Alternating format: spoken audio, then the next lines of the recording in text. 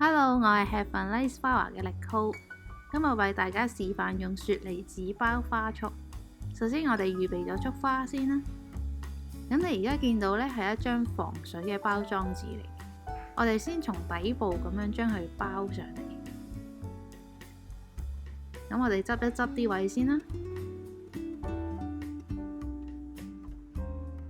咁執得整齊之後呢，可以用膠紙封一封啦，封一個圈。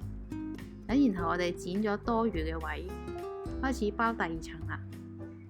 咁我哋用白色嘅雪梨紙去包第二層嘅包裝紙，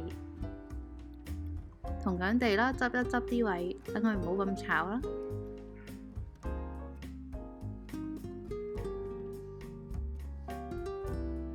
咁第二層呢，就用灰色嘅雪梨紙啦，咁呢，就將佢對接成為一個 M 字咁樣。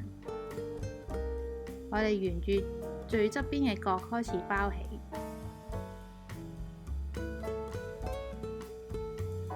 咁同樣地啦，包完之後呢，我哋都係執一執啲位先。咁到最後呢，我哋用一張灰色嘅包裝紙呢，就從底部包返上嚟，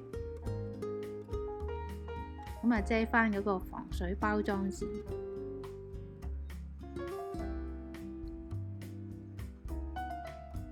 咁啲位執得整齊之後呢，咁就可以包絲帶啦。咁記得我哋包完花束之後呢，仲要喺花中間加入一啲水，先可以令到佢更加長久㗎。